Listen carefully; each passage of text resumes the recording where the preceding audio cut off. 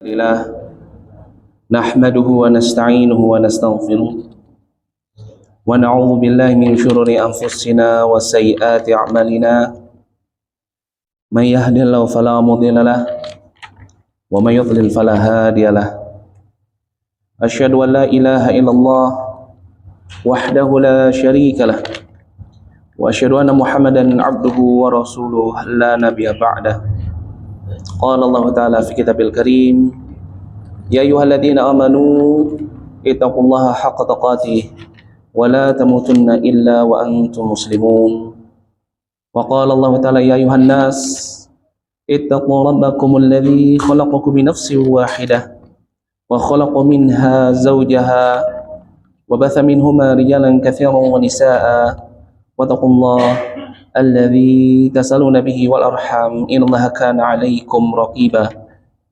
وقال الله تعالى يا أيها الذين آمنوا اتقوا الله وقولوا قولا سديدا يصلح لكم أعمالكم ويغفر لكم ذنوبكم ومن يطع الله ورسوله فقد فاز فوزا عظيما أما بعد فإن أصدق الحديث كتاب الله وخير الهدى هدى محمد صلى الله عليه وسلم. Ikhwani fi din wa akhwati fillah yang dirahmati oleh Allah Subhanahu wa taala. Alhamdulillah, segala puji bagi Allah Subhanahu wa taala yang telah memberikan kepada kita pada kesempatan malam hari yang berbahagia ini, yaitu suatu nikmat yang sangat besar, yaitu nikmat untuk kita bisa senantiasa berkumpul di salah satu rumah dari rumah-rumah Allah. Tidak lain niat kita adalah untuk beribadah kepada Allah, dan juga niat kita adalah untuk duduk bermajlis ilmu. Ini disebut sebagai nikmat yang terbesar, karena tentunya kita ketahui bahwasanya menuntut ilmu syariat Islam ini merupakan suatu hal yang hukumnya wajib bagi setiap muslim, bagi setiap orang yang dia mengucapkan dua kalimat syahadah asyhadu an la ilaha illallah wa asyhadu anna muhammadar rasulullah, maka ada konsekuensi muqtada yang harus dia jalankan ketika dia telah masuk ke dalam agama yang selamat ini. Yaitu apa? Dia harus senantiasa perhatian untuk mempelajari Alkitab wa Sunnah. Maka dari itu Allah Subhanahu wa taala tidaklah memberikan nikmat yang terbesar setelah nikmat Islam, melainkan nikmat itu adalah nikmat ketika seseorang dibetikkan hatinya untuk memiliki perhatian di dalam mempelajari dinul Islam. Nikmat yang terbesar setelah Islam yaitu adalah nikmat ketika seseorang dia memiliki semangat untuk mau mempelajari Alkitab wa Sunnah, untuk dia bisa menerima Alkitab wa Sunnah. Dan ini merupakan nikmat yang terbesar. Kenapa? Karena ini merupakan nikmat yang merupakan penjagaan Allah Subhanahu wa taala untuk kita senantiasa bisa berada di dalam agama yang selamat ini. Dan ini juga merupakan penjagaan untuk kita senantiasa bisa berada di dalam keimanan, dan juga penjagaan untuk kita senantiasa bisa berada di dalam jalan yang lurus. Sebagaimana Nabi SAW mengingatkan perkara ini kepada para sahabatnya. Disebutkan di dalam hadis dari sahabat Abu Hurairah radhiyallahu anhu yang diriwayatkan oleh Al-Hakim dan juga diriwayatkan oleh Imam Malik dan juga diriwayatkan oleh Imam Baihaqi di dalam kitab Syu'abul Iman, disebutkan bahwasanya Nabi SAW mengatakan kepada para sahabatnya, taraktu fikum amrayn lan tadallu abadan idza tamassaktum bihima qala kitabullah wa sunnati. Aku tinggalkan kepada kalian dua perkara yang jika kalian memegang keduanya maka kalian tidak akan pernah terpalingkan dari jalan yang lurus. Beliau katakan kitabullah, Al-Qur'an, wa sunnati, dan juga hadis Nabi sallallahu alaihi wasallam. Maka dari itu orang-orang yang mau duduk bermajlis ilmu, orang-orang yang mau mendengarkan qaulullah wa qaulun nabiyhi sallallahu alaihi wasallam, maka mereka ini adalah orang-orang pilihan, orang-orang yang Allah Subhanahu wa taala inginkan kebaikan. Allah inginkan dia mendapatkan nikmat penjagaan untuk selalu istiqamah di dalam agama yang selamat ini. Maka dari itu Nabi sallallahu alaihi wasallam mengatakan di dalam hadis dari sahabat Muawiyah radhiyallahu anhu yang diriwayatkan oleh Imam Bukhari dan Muslim, kata Nabi sallallahu alaihi wasallam, man yuridillahu bihi khairan yufaqihu fid din. Barang siapa yang Allah Subhanahu wa taala inginkan kebaikan ada pada diri seorang hambanya tersebut, Allah akan yufaqih, Allah akan fakihkan dirinya untuk bisa paham terhadap ad-din. Itu apa? Paham terhadap ilmu yang berkaitan dengan syariat Islam. Maka disebutkan innamal a'malu binni, innamal ya ilmu bita'allum. Hanya saja ilmu itu didapat dengan cara seseorang apa? Duduk bermajlis ilmu. Masya Allah. Maka ini merupakan suatu nikmat yang sangat besar yang hendaknya kita untuk senantiasa ihtimam, menjadikan perhatian di dalam hidup kita. Ketika Allah sudah memberikan kepada kita nikmat Islam, Allah mudahkan kita untuk mempelajari Islam. Di sekitar lingkungan rumah kita, dekat ya, dengan rumah kita ada masjid-masjid yang di dalamnya dibuka majelis Quran, maka jangan sampai kita lalai untuk datang belajar agama Islam. Kenapa? Karena ini akan menjadi hujjah nanti di hadapan Allah. Ketika seseorang dia terjatuh ke dalam kemaksiatan, ketika seseorang terjatuh ke dalam kesyirikan, maka majelis-majelis ilmu yang telah dibuka di sekitar rumahnya, di lingkungan hidupnya, maka ini akan menjadi hujjatun laka au alaik, akan menjadi hujjah baginya atau atas dirinya. Maka tidak ada lagi uzur bil jahl, uzur untuk orang-orang yang jahil ketika apa? Ilmu telah disampaikan bahkan dekat dengan pintu rumahnya. Maka ini merupakan nikmat yang sangat besar ketika Allah betikkan hati kita, mudahkan langkah kita, lapangkan dada kita untuk datang ke majlis ilmu. Dan alhamdulillah pada kesempatan malam hari yang berbahagia ini kita akan melanjutkan pelajaran kita di dalam kitab Arba'in An-Nawawi. Ini salah satu kitab yang dikarang oleh salah seorang ulama dari mazhabnya Imam Syafi'i. Siapa namanya? Dia masih ingat? Abu Zakaria Yahya bin Sharaf bin Hasan bin Husain An-Nawawi Ad-Damashqi. Masya Allah, tamam.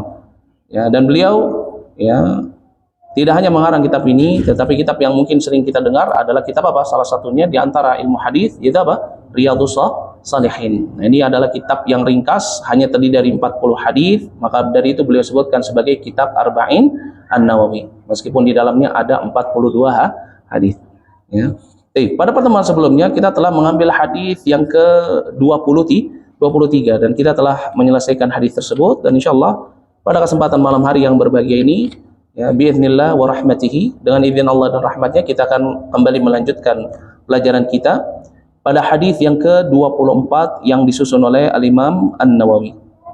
Qala al-muallif, berkata al-muallif ay al-Imam An-Nawawi, al-hadits rabi' wal 20, hadis yang ke-24.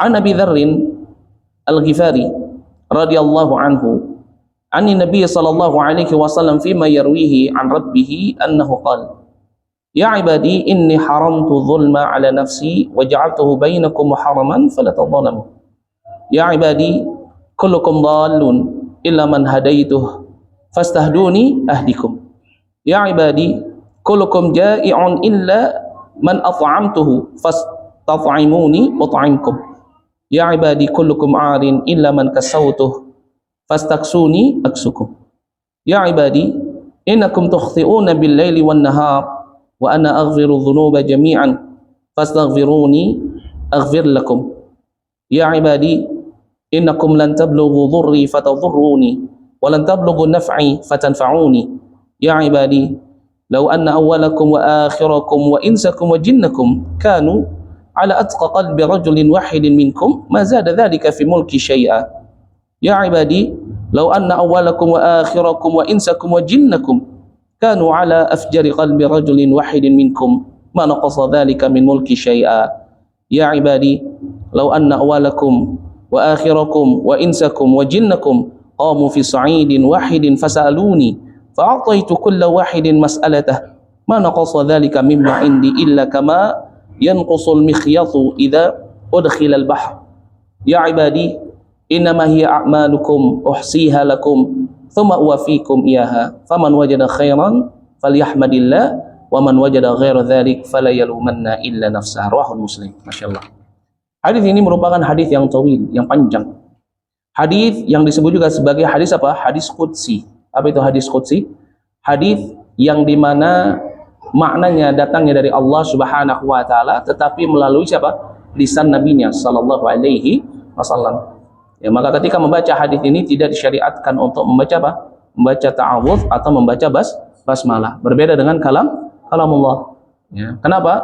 Ya karena hadis qudsi ini apa? Maknanya dari Allah Subhanahu wa taala tetapi lafadznya itu dari Nabi sallallahu alaihi wasallam. Ya, maka dari itu akidatu ahli sunnah wal jamaah, akidahnya ahli sunnah wal jamaah bahwasanya kalamullah itu bukan hanya sekedar makna tetapi lafzuh. Begitu juga dengan lafadznya. Kenapa? Karena Nabi SAW tidaklah ketika menyampaikan ar-risalah, menyampaikan kalamullah, Nabi SAW menyampaikan sesuai apa yang Allah Subhanahu wa taala ucapkan bilafzi, dengan lafaz-lafaznya. Ya, maka dari itu apa? Al-Qur'an tidak disebut sebagai makhluk, tetapi disebut sebagai kalamullah. Lafaznya juga sama. Ya, lafaznya juga tidak disebut sebagai makhluk, tetapi disebut sebagai kalamullah. Karena ketika disebut sebagai kalamullah, maknanya adalah makna dari Al-Quran, dan lafadznya itu semua datangnya dari Allah Subhanahu wa ta'ala. Maka dari itu Al-Quran laisa minal makhluk, bukan dari makhluk, melainkan Al-Quran huwa kalamullah. Ya, maka dari itu Nabi SAW contohnya ketika beliau yang menyampaikan risalah, menyampaikan surat An-Nas, beliau katakan apa? Qul a'udzu birabbin minas. Ya, menyampaikan surat apa? Surat ya Al-Falaq, qul a'udzu birabbil falaq. Diawali dengan qul. Qul ini merupakan apa? Fi'il amr, kata kerja atau kata perintah. Kalau misalkan itu datangnya dari Nabi SAW lafaznya, maka nggak mungkin Nabi meriwayatkan dengan apa? Dengan kata perintah. Kenapa? Karena dua surat ini, surat An-Nas dan juga surat Al-Falaq, ini disebut sebagai surat mau'idatan. Surat yang khusus diturunkan untuk Nabi SAW, agar Nabi SAW bisa menjadikan dua surat ini sebagai apa? Sebagai perlindungan dari sihir. Begitu juga perlindungan dari ainnya orang-orang Quraisy. Disebutkan oleh para ulama mufassirin bahwasanya pada dua surat ini khilaf dari ulama, apakah termasuk surat Madaniyah atau Makkiyah. Dikatakan Makkiyah karena surat ini turun berkaitan dengan apa? Pandangan hasadnya orang-orang Quraisy. Disebut Madaniyah, kenapa? Karena Nabi SAW waktu itu pernah disihir, ya, dengan seorang penyihir Yahudi, di mana dia membuat bughul sebanyak berapa? 11 ikatan. Maka Allah Subhanahu wa taala yang menurunkan surat Al-Falaq dan juga surat apa? Surat An-Nas, ya, di mana surat Al-Falaq terdiri dari berapa? 5 ayat dan An-Nas terdiri dari 6 ayat, maka menjadi berapa? 11. Setiap Nabi SAW bacakan satu ayat, maka terputuslah setiap apa? Setiap bughul, setiap uqad, yaitu apa? Ikatan yang diikat di pelepah kurma, yaitu apa? Dari rambutnya Nabi SAW yang diambil oleh seorang anak kecil Yahud yang sering masuk ke rumahnya Nabi, diberikan kepada penyihir itu yang tersisa di apa namanya? Masyiatah, itu apa? Sisirnya Nabi SAW. Maka dari itu apa? Maka dari itu ini perbedaan antara hadis qudsi dengan apa? Kalamullah. Adapun hadis qudsi lafadznya dari Nabi SAW, maka tidak disebut sebagai kalamullah indal khilaf. Baik. Kemudian disebutkan pada hadis yang ke-24, yaitu hadis yang dibawakan oleh sahabat Abu Dzar Al-Ghifari radhiyallahu anhu. Ani Nabi sallallahu alaihi wasallam, dari Nabi sallallahu alaihi wasallam fima yarwihi an rabbih. Maka dari itu disebut sebagai apa? Hadis qudsi. Jadi kalau nanti ketemu hadis qala Rasulullah sallallahu alaihi wasallam qala Allah taala, maka hadis qudsi atau yang semakna dengannya. Contohnya apa? Seperti ini. Anin Nabi sallallahu alaihi wasallam, dari Nabi fima yarwihi an rabbih, dari apa-apa yang diriwayatkan ya dari Rabbnya. Berarti apa? Nabi sallallahu alaihi wasallam meriwayatkan perkataan ini dari siapa? Dari Allah Subhanahu wa taala, tetapi bi kalami, dengan kalamnya Nabi sallallahu alaihi wasallam, maka enggak disebut sebagai risalah, tidak disebut sebagai Al-Qur'an. Annahu qala, ay bahwasanya Allah Subhanahu wa taala mengatakan, ya ibadi, wahai hambaku, inni haramtu dzulma ala nafsi wa ja'altuhu bainakum muharraman fala tadhalamu. Ini yang pertama. Itu apa? Allah Subhanahu wa taala mengatakan ya kepada kita, ya ibadi, wahai hambaku, ini sesungguhnya aku haramtu dzulma ala nafsi. Aku mengharamkan kezaliman atas diriku. Masyaallah. Ya, berarti dari sini kita tahu sifatnya Allah Subhanahu wa taala, Allah tidak pernah menzalimi hambanya. Ya, adapun Allah menciptakan surga dan neraka dan nanti ada hamba-hambanya yang dimasukkan ke dalam neraka, itu bukan karena Allah Subhanahu wa taala zalim terhadap hambanya, tetapi apa? Hambanya berlaku zalim kepada Allah.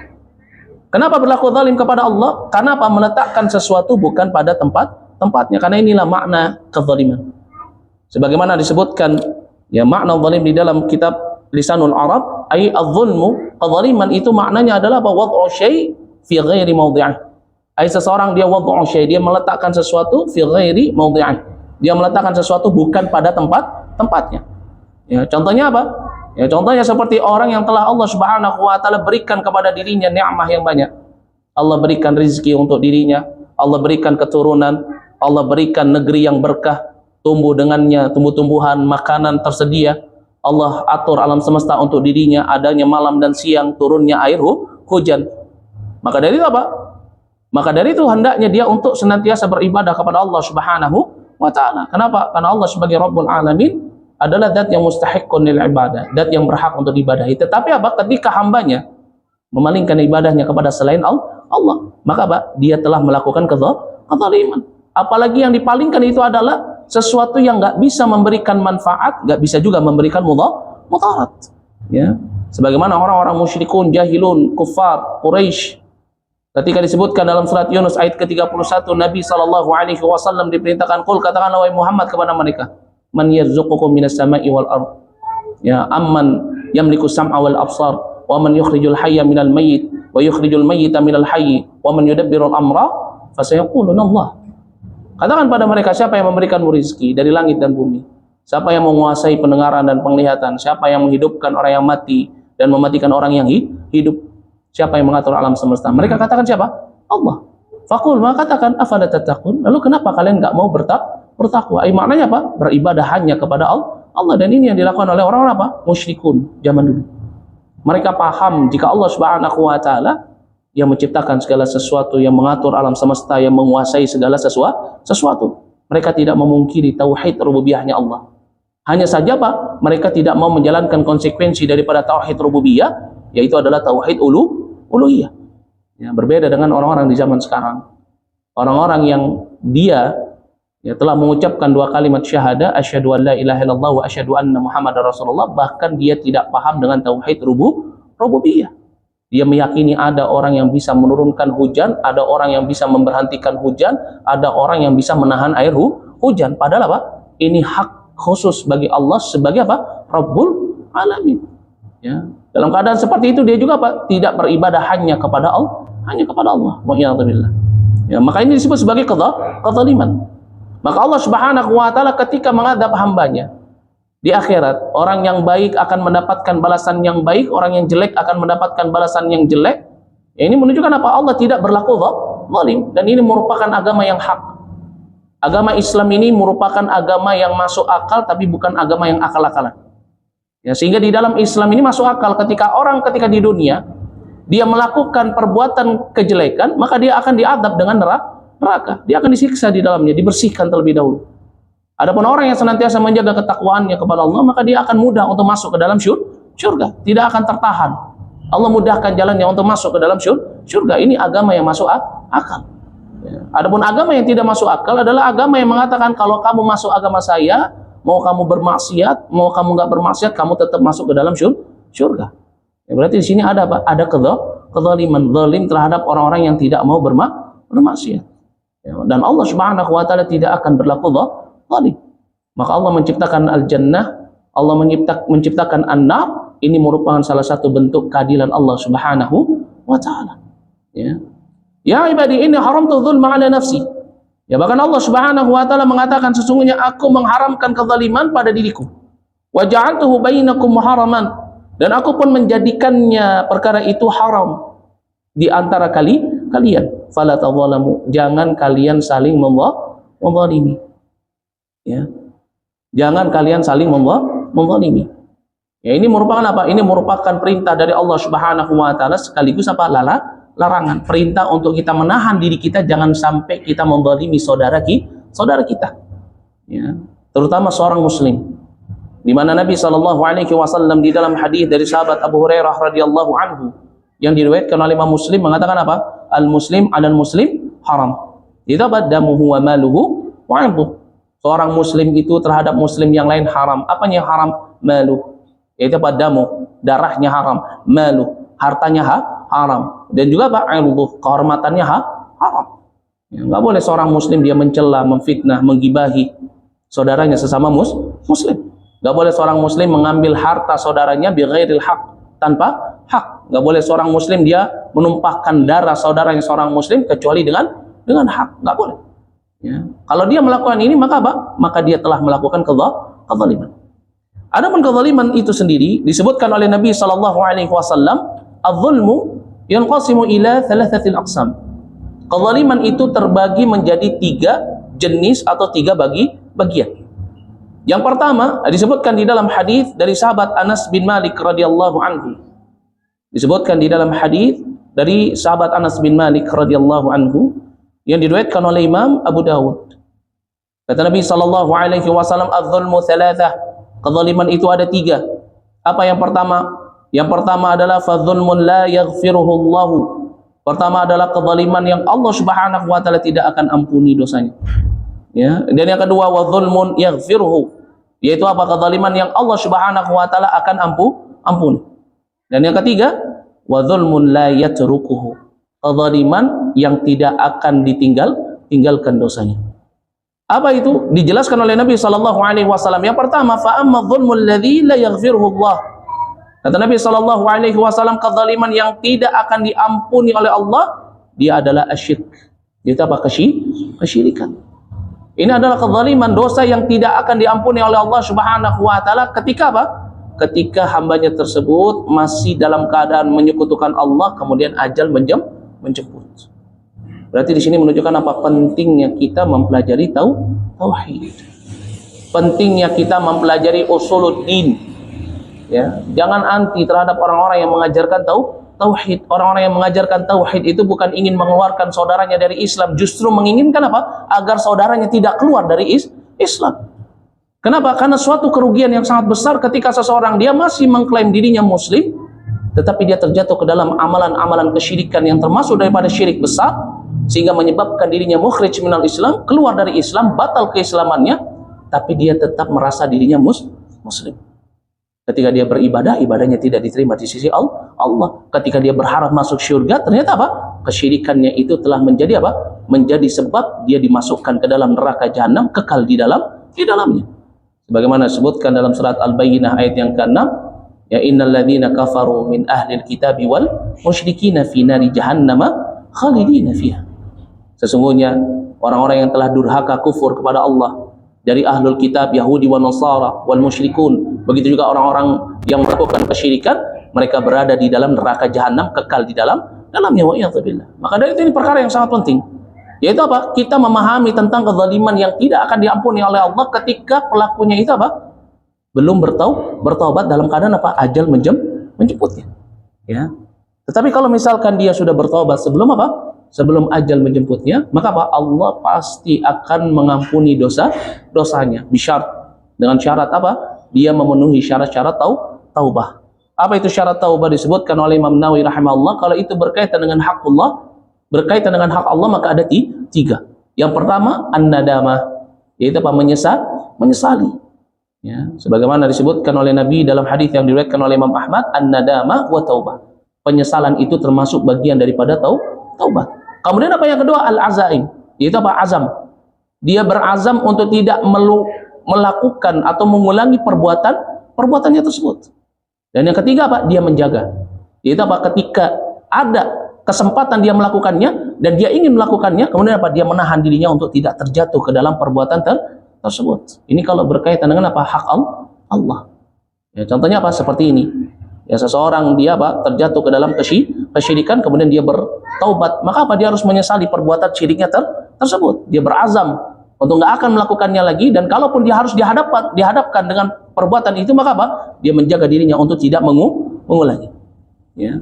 Nah, ini apa? Jenis kezaliman yang pertama, yaitu apa? Kezaliman yang Allah Subhanahu wa taala tidak akan ampuni, yaitu apa? Kesyirikan.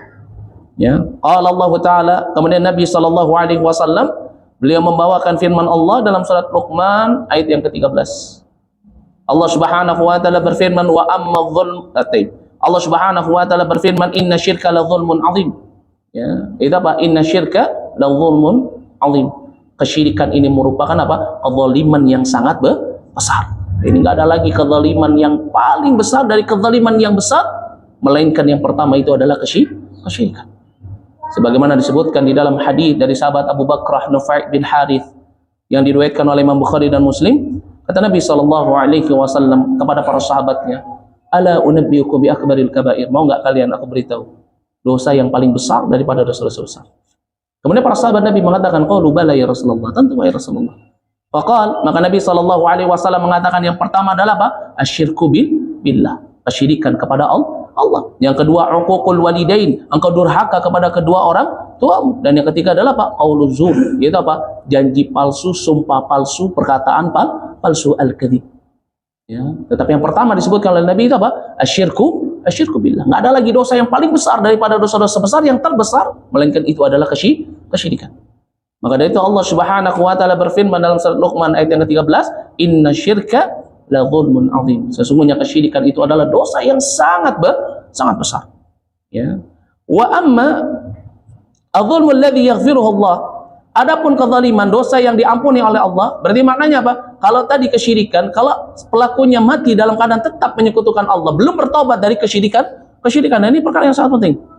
Ya, kenapa? Karena seseorang itu tidak akan diterima taubatnya sampai apa? Sampai dia benar-benar taubat, yaitu dengan apa? Taubatan nasuha.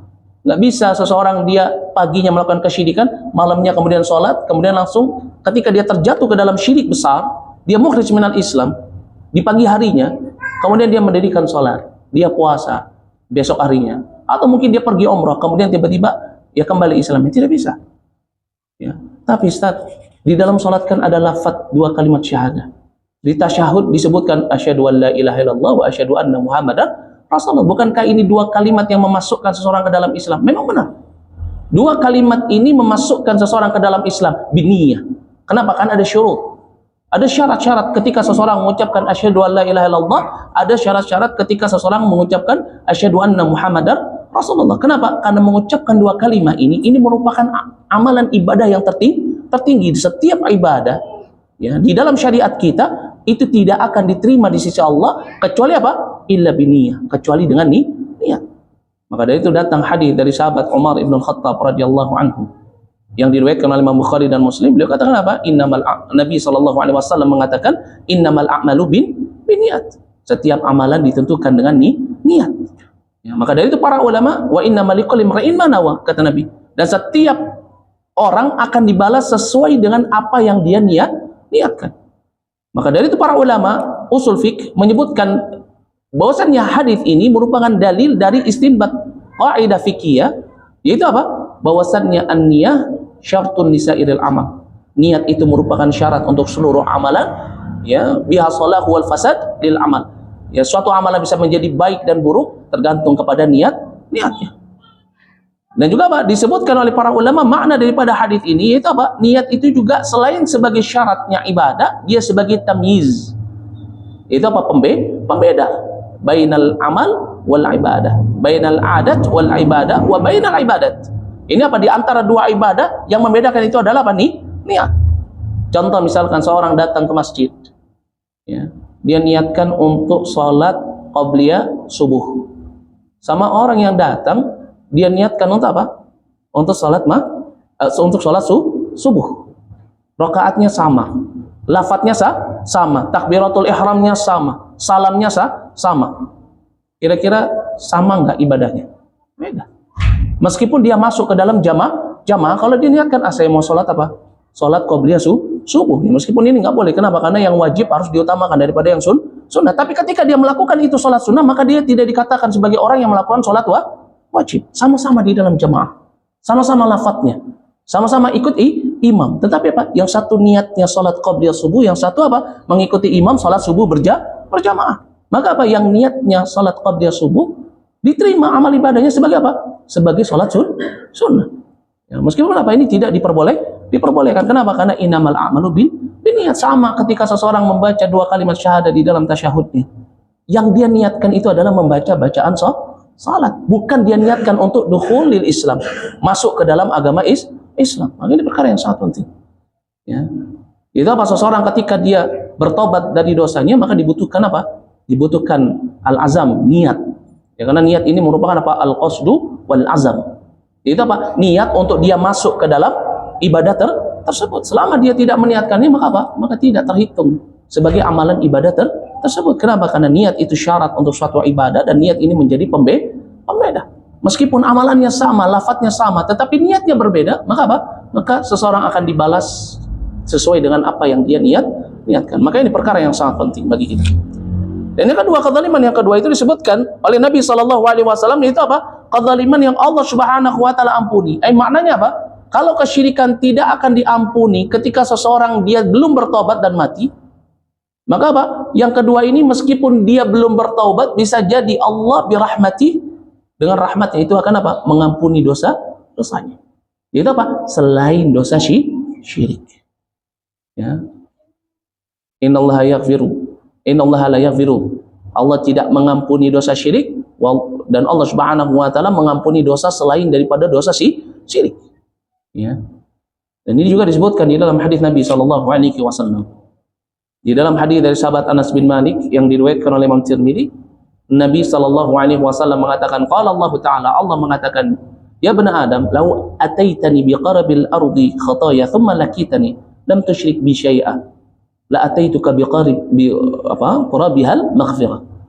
Wahai ibnu Adam, kalau engkau datang kepadaku dengan dosa yang sepenuh bumi ini, apapun itu bentuk dosanya, belum sempat bertaubat. Kenapa? Karena kalau sudah taubat dosanya hilang. Dia datang menemui Allah fi yaumil hisab, di hari hisab, dalam keadaan apa? Dia punya dosa yang dimana dosa itu dia belum bertaubat. Sepenuh bumi ini, apapun itu dosanya. Dengan syarat apa? Kamu datang kepadaku dalam keadaan apa? Tidak menyekutukanku dengan sesuatu apapun. Berarti selain dosa syirik. Maka aku akan datang kepadamu dengan ampunan yang sama luasnya. Berarti ini menunjukkan apa? Semua dosa yang besar ataupun yang kecil, ya, kalau selama seseorang dia nggak pernah terjatuh ke dalam kesyirikan, maka bisa jadi Allah birahmati akan mengampuni dosanya. Masya Allah. Ya. Yaitu apa? Yaitu dosa-dosa ini. Jenis kezaliman yang kedua yaitu apa? Alladzi yaghfiruhullahu. Itu apa contohnya? Kata Nabi SAW, beliau jelaskan, fadzulmul ibad anfusuhum. Ya, ini apa? Kezaliman seorang hamba terhadap dirinya sendiri, fima bainahum wa baina rabbihim, yang itu ada pada dirinya dan antara Rabbnya. Maknanya apa? Dosa yang bukan berkaitan dengan hak hamba Allah. Ya, jadi pada hakikatnya kalau kita melakukan kemaksiatan, dosa itu bukan apa? Ya, itu bukan merugikan Allah Subhanahu wa taala, tapi justru apa? Kita merugikan diri kita sendiri, menzalimi diri kita sendiri. Kenapa? Karena kebaikan yang kita kerjakan di dunia ini, maka keuntungannya adalah untuk kita. Kejelekan yang kita lakukan di dunia ini, maka apa? Itu juga dampaknya berlaku bagi kita. Ya, jangan kita pikir kalau misalkan kita nggak sholat kemudian apa? Ini berpengaruh sama Allah. Tidak berpengaruh. Allah perintahkan kita sholat itu untuk diri kita. Allah perintahkan kita berpuasa di bulan Ramadan setahun sekali, itu apa? Untuk diri kita. Allah perintahkan kita tawaf di Ka'bah, ada ibadah haji, membayar zakatul mal, zakatul fitrah, itu untuk kita. Menyembelih kurban, ini untuk kita. Apapun yang kita lakukan dari kebaikan itu akan kembali kepada kita. Bagaimana disebutkan dalam surat Al-Isra ayat yang ke-7, Allah Subhanahu wa taala berfirman, in ahsantum li anfusikum. Kalau kalian berbuat baik, maka kebaikan itu untuk diri kalian sendiri. Wa in asa'tum falaha. Ya, kalau kalian berbuat kejelekan, ya maka apa? Kalian tanggung sendiri akibatnya. Masya Allah. Ya. Maka di sini ada apa? Ada dosa yang Allah Subhanahu wa taala ampuni. Yaitu apa? Dosa yang dimana dilakukan oleh seorang hamba ketika dia menzalimi dirinya sendiri. Yaitu yang berkaitan dengan hak Rabbnya, atau antara dia dengan antara Allah. Ini apa? Orang yang dia menyelisihi perintah Allah, atau apa? Dia terjatuh ke dalam larangan Allah, tapi tidak berkaitan dengan hak seorang hamba. Kemudian yang ketiga, wa amma dzulmul ladzi la yatrukuhu. Adapun kezaliman yang Allah Subhanahu wa taala la yatrukuhu, Allah tidak akan tinggalkan. Ini apa? Kezaliman yang ketika seorang di dunia melakukannya, dosa yang ketika seorang melakukannya, dia bertobat kepada Allah, tobatnya diterima. Tetapi apa? Dosanya tetap ada, tetap terhitung. Ya, jadi ada 3. Yang pertama, dosa yang nggak akan diampuni oleh Allah, ya, kecuali dia bertobat. Yang kedua, dosa yang ketika dia belum bertobat bisa jadi Allah ampuni. Yang ketiga, dosa yang ketika dia bertobat, Allah ampuni dosanya, tetapi apa? Tetapi masih ada catatannya untuk nanti di hari hisab. Itu apa? Kata Nabi SAW, wa amma dzulmul ladzi la yatrukuhu. Ya. Adapun dosa yang Allah Subhanahu wa taala tidak akan tinggalkan, fadzulmul ibad ba'dhum ba'dha. Ini apa? Kezaliman yang dilakukan oleh seseorang kepada siapa? Kepada hamba Allah. Maka dari itu Allah Subhanahu wa taala katakan, perintahkan kepada kita dalam hadis qudsi ini, fala tadzalamu, jangan kalian saling menzalimi. Kenapa? Ini berbahaya. Yaitu apa? Ketika seseorang dia melakukan kezaliman pada haknya manusia. Ya, ini hati-hati, karena terkadang kita menyepelekan hal ini. Kita bisa menjaga hak Allah, tapi nggak bisa menjaga hak hamba Allah. Jangan kita pikir kalau keadaan kita seperti ini terus kita menjadi orang yang baik, diberikan apa? Diberikan uzur. Tidak. Ya, justru malah apa? Justru dosa yang paling berbahaya yang harus kita perhatikan itu adalah apa? Ketika kita melakukan kezaliman kepada hamba Allah. Kalau kita melakukan dosa kepada Allah, bahkan dosa yang paling besar daripada dosa-dosa besar, kesyirikan, kita angkat kedua tangan kita, hadapkan wajah kita kepada Allah, kita ikhlaskan niat kita memohon kepada Allah, ya Allah, astagfirullah. Allah akan ampuni. Kenapa? Karena Allah itu adalah zat yang maha pengampun apapun itu dosanya. Sebagaimana disebutkan dalam surat Az-Zumar ayat yang ke-53, Allah Subhanahu wa taala berfirman, "Qul ya ibadiyalladzina asrafu ala anfusihim la taqnatu min rahmatillah, ya, innallaha yaghfiru dzunuba jami'an innahu huwal ghafurur rahim." Wahai, katakanlah wahai Muhammad kepada umatmu, ya, wahai hambaku yang senantiasa menzalimi dirinya sendiri, jangan berputus asa dari rahmatnya Allah. Allah mengampuni dosa semuanya, apapun itu dosanya. Karena Allah adalah zat yang maha pengampun, berbeda dengan yang namanya manusia. Kalau kita berbuat kezaliman kepada manusia, kadang kita minta maaf, dianya senyum, belum tentu dia memaafkan. Ya, maka dari itu apa? Ini yang harus kita perhatikan. Kezaliman yang berkaitan dengan haknya manusia. Kenapa? Karena seseorang bisa terseret ke dalam neraka jahanam meskipun dia salat, meskipun dia puasa, meskipun dia mengamalkan amalan sunnah, tapi dia nggak bisa menjaga hak hamba Allah, bisa jadi itu menjadi sebab dia dimasukkan ke dalam neraka jahanam. Pernah datang seorang sahabat Nabi SAW bertanya kepada beliau, ya Rasulullah, inna mra'atan, ada seorang wanita yang dimana apa? Yang dimana dia di malam hari itu salat malam, di siang hari dia berpuasa, tetapi apa? Tetangganya nggak pernah bisa selamat dari kejahatan lisannya. Apakah dia masuk surga? Apa kata Allah Subhanahu wa taala? Dia finnar. Dia berada di dalam neraka. Maka ini perkara yang sangat penting, karena terkadang kita, ya, ketika Allah Subhanahu wa taala mudahkan kita untuk beribadah kepada Allah, menjaga hak Allah, tetapi apa? Syaitan datang dalam bentuk yang lainnya. Itu apa? Kita menjadi sombong sehingga kita apa? Kita merendahkan manusia, atau apa? Menjatuhkan kehormatannya, atau bahkan wa'iyadzubillah sampai apa? Menghalalkan darah seorang muslim. Maka dari itu ini perkara yang sangat penting. Kenapa? Karena ini merupakan kezaliman yang sangat berbahaya. Itu apa? Allah nggak akan ampuni, atau Allah ampuni dosanya, tapi Allah tidak akan tinggalkan catatannya, sehingga apa? Itu tidak akan selesai kecuali dia meminta halal kepada orang yang dia zalimi. Maka dari itu di dalam hadis dari sahabat Abu Hurairah radhiyallahu anhu yang diriwayatkan oleh Imam Bukhari, Nabi sallallahu alaihi wasallam memberikan peringatan ini. Man indahu madhlama li akhihi min 'ardihi aw min syai'. Barang siapa yang punya kezaliman kepada ya saudaranya, baik itu dari kehormatannya atau apapun itu, falyatahallalhu minhu. Hendaknya dia segera meminta halal kepada siapa? Kepada hamba itu. Ya, yang dia zalimi. Sebelum datang hari di mana dinar dan dirham itu nggak berlaku. Karena ketika sudah datang hari ini, hari hisab, ketika kematian itu datang, dia belum minta maaf sama temannya yang dia zalimi. Maka apa? Kalau dia punya kebaikan, maka kebaikan itu akan diambil, diberikan kepada saudara yang dia zalimi. Maka inilah orang yang bangkrut. Orang yang ketika di dunia dia menjaga hak Allah, dia beribadah, tetapi apa? Tetapi ketika di akhirat amalan ibadahnya itu habis cuma untuk apa? Untuk nyaur hutang. Begitu juga kata Nabi SAW, kalau misalkan ada seseorang itu dia tidak memiliki amalan kebaikan sedikit pun, ya udah nggak pernah beribadah kepada Allah, tambah lagi dia zalim kepada manusia, maka apa? Kejelekan orang yang dia zalimi itu apa? Fahumila alaihi, diberikan kepadanya. Maka dia termasuk menjadi orang yang merugi. Maka ini perkara yang sangat penting bagi kita. Jangan sampai kita ya bermudah-mudahan terhadap hak seorang hamba. Ya, ketika kita berdosa terhadap sesuatu yang itu ada di antara kita dengan Allah, maka Allah akan mengampuni kalau kita bertaubat.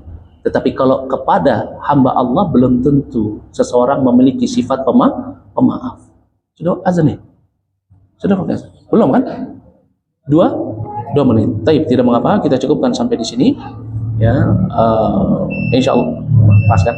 Ya, ya. Adapun kita tidak akan kita tidak akan tergesa-gesa di dalam membahas hadis ini karena faedahnya begitu banyak.